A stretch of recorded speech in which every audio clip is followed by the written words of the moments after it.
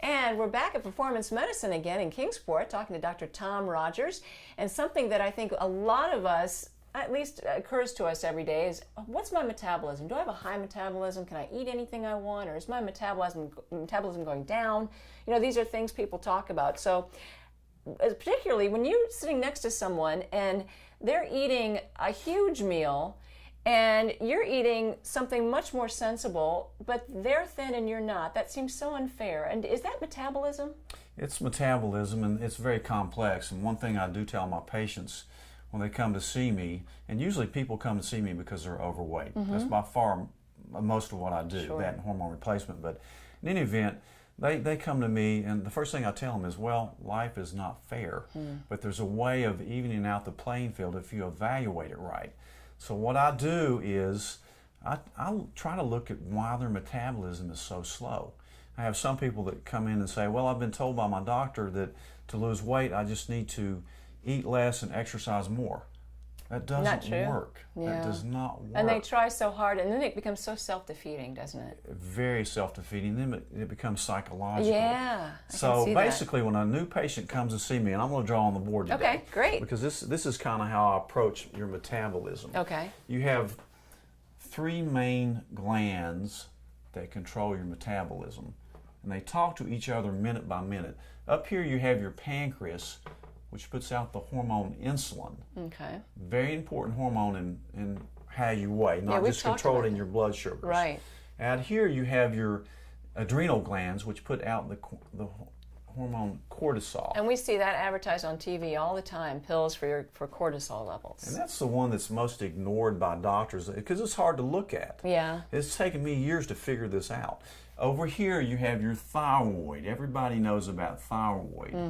And the thing about this is, basically you can sum up your metabolism right here in these three things, because these three glands regulate how fast you burn fat. Of course, insulin controls blood sugar. A high insulin level, you're going to be obese if your insulin level goes up too high.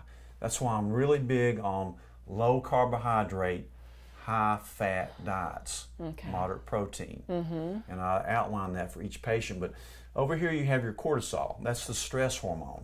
Everybody must be swimming in that then, because I think everybody's stressed. And it's hard to check, and it's the one we usually ignore because it's hard to check for. What I have to do is a salivary test. You have to spit in this little tube 4 times during the day. Otherwise, you'd have to come in here and take blood samples at 8 a.m., 12, 4, and 10 p.m. So nobody's going to do that. This spit test is very accurate. It tells you what your cortisol does at different times during the day. So that's very important. It's very ignored. And sometimes it can take a long time to get that straight. Over here is your basic metabolic rate controlled by your thyroid. Now, your T4, which means you have 4 iodine molecules attached to that tyrosine molecule, has to convert to T3 or lose an iodine to become active. So, say this is high. If you're really stressed, your cortisol level is going to be high. It's going to make your insulin level high, which is going to make you fat. The other thing it does, it's going to impair the conversion of this T4 to T3. And so your basic metabolic rate is going to be slow. So you're tired and you're gaining weight and all that stuff. You're tired and gaining weight. One other thing, I don't usually draw a lot, but one other thing I want people to realize is when you get labs checked by your doctor, you need to kind of know where you are on that lab. I was going to say, you get a piece of paper and you need a degree just to figure out what's on there. Well, basically, when we do labs, we base them on this bell curve. Okay. Anything under this curve, we're going to say you're normal. Okay. If you're on the lower 2.5%, we term you low. Okay. Upper 2.5%, we term you high. Bear in mind that this bell curve is based on an average population, which here in America is a sick population. So it's a skewed curve anyway. Yes, it is. Okay. So if you're within the 96th percentile of anything, they're going to say you're normal. Yeah. Say your thyroid comes out over here. You're most likely going to be told it's normal.